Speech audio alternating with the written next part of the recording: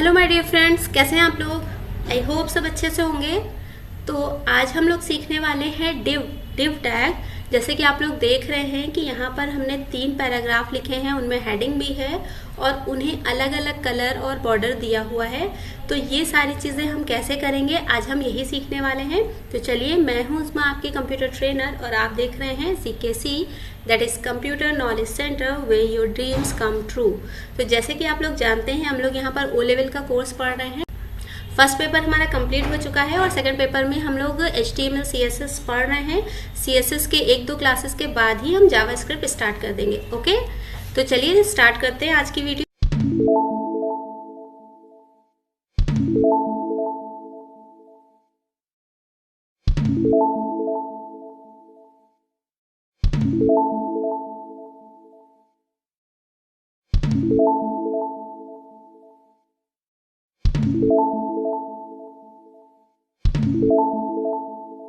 तो हमने notepad++ open कर लिया है और यहाँ पर देखिए हेड, टाइटल और स्टाइल टैग लिया है। अभी इसमें हमने कुछ लिखा नहीं है, सिर्फ जो हमारी फर्स्ट हेडिंग और पैराग्राफ है उसको हमने डिव टैग के अंदर ले लिया है। ठीक है, ये हमारा डिव टैग है और इसके अंदर हमने ले लिया है। ठीक है, इसी तरह से हमारा ये दूसरा डिव है और दूसरे डिव में हमने H1 एंड P ले लिया है, यानी सेकंड पैराग्राफ, और ये थर्ड डिव में भी हमने इसी तरह से H1 एंड P टैग ले लिया है। ओके, और इसको सेव किया है। तो देखिए यहाँ पर नॉर्मल हमें पेज दिखाई दे रहा है, हेडिंग और पैराग्राफ। ओके, अब हमें क्या करना है, हम डिव टैग को किस तरह से यूज कर सकते हैं वो देखते हैं।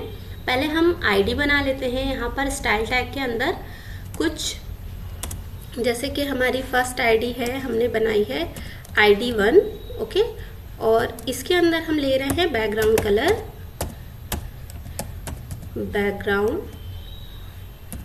कलर, और ये हमने रखा है रेड। ओके, इसके बाद जो है ये नीचे आ गया है, तो हम इसको थोड़ा ऊपर कर लेते हैं अपनी जगह पर। ये हमारा हो गया है बैकग्राउंड।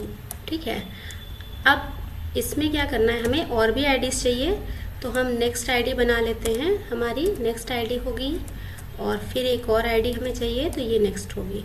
तो यहाँ पर हम कर लेते हैं ID3, और ID3 में हम ले लेते हैं कलर हमारा ब्लू, BLUE ब्लू, और यहाँ पर हम जो है कर लेते हैं कलर हमारा ग्रीन। ओके, और इस आईडी का नेम हम रख देते हैं 2। ओके, अब इन आईडीज को हम कॉल करते हैं डिव में। अभी तक हम लोग H1 या फिर P में कॉल कर रहे थे, अब हम इसको डिव में कॉल करते हैं, तब देखते हैं कि क्या होता है। ओके, तो ID = ID1। इसके बाद हम इसको सेव कर लेते हैं और F5 से रिफ्रेश करते हैं। तो देखिए फर्स्ट हेडिंग और पैराग्राफ दोनों चीज़ें हमारी डिव में आ गई हैं। अब हमें क्या करना है, यहाँ पर दूसरी आईडी को कॉल कर लेते हैं सेकंड डिव में। ID = ID2। इसी तरह से हम थर्ड वाली हमारे डिव में भी आईडी को कॉल कर लेते हैं ID3। ओके,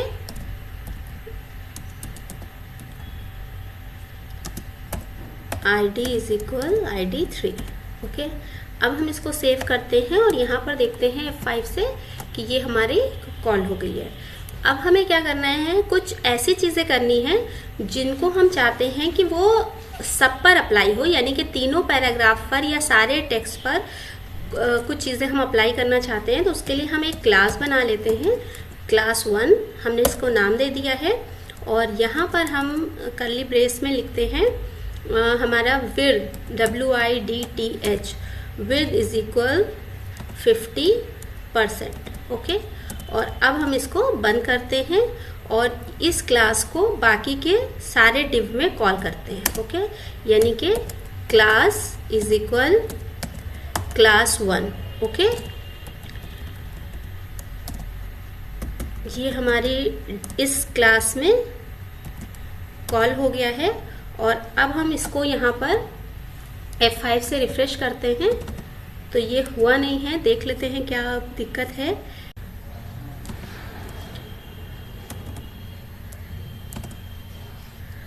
तो ये मैंने ठीक कर लिया है इसमें, और अब इसको F5 से रिफ्रेश करते हैं तो ये हमारा देखिए 200 पिक्सल्स 50% में आ गया है। इसे हम पिक्सल वाइज भी कर सकते हैं, तो हम यहाँ पर इसको पिक्सल्स में कर लेते हैं। तो हम यहाँ लिख रहे हैं 300 पिक्सल्स। ओके, तो यहाँ हमने 300 पिक्सल्स लिख लिया है, और अब हम रिफ्रेश करते हैं तो ये देखिए इस तरह से आ रहा है। अब इसी क्लास को अगर हम और भी जगहों पर पेस्ट कर देते हैं, जैसे कि हमने ये क्लास 1 इस तरह से ले लिया है, और इसे हम चाहते हैं कि बाकी के भी तीनों डिव में हम इसे कॉल कर लें, तो मैंने यहाँ पर पेस्ट किया है।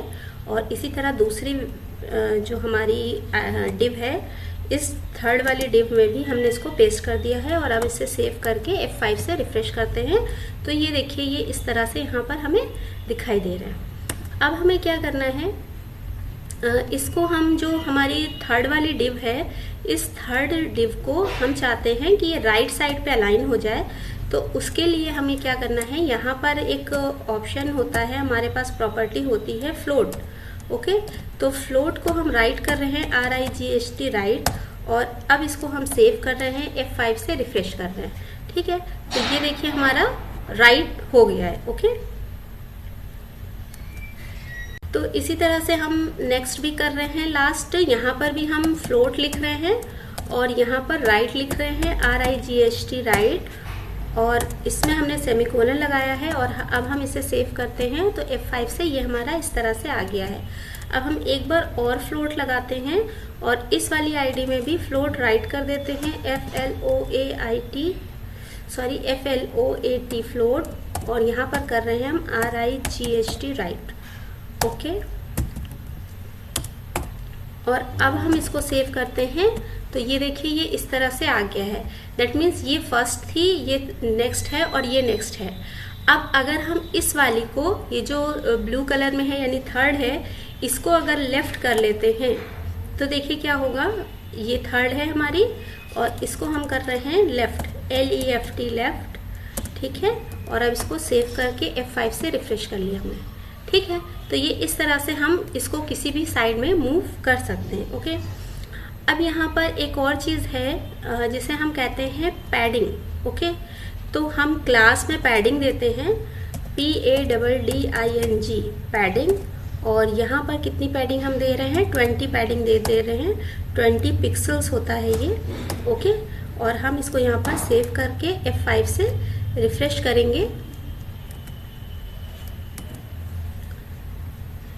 सेव करके हम यहाँ पर F5 से रिफ्रेश करेंगे तो ये देखिए क्या हो रहा है, यहाँ पर ये जो लेफ्ट साइड का स्पेस है, राइट साइड का स्पेस है, ये सारे स्पेसेस जो हैं वो ज़्यादा हो रहे हैं। अभी तक क्या था कि ये टेक्स्ट जो है वो लाइन के बिल्कुल किनारे से मर्ज था, बिल्कुल चिपका हुआ था। तो अब ये क्या हो रहा है, थोड़ा सा इसके दूर हो गया है। अब इसमें हम एक और चीज़ करते हैं, बॉर्डर। ओके, तो हम यहाँ पर लेते हैं border style, BORDER border dash style. Okay, तो बॉर्डर स्टाइल हम क्या रखते हैं, सॉलिड रख लेते हैं। ओके,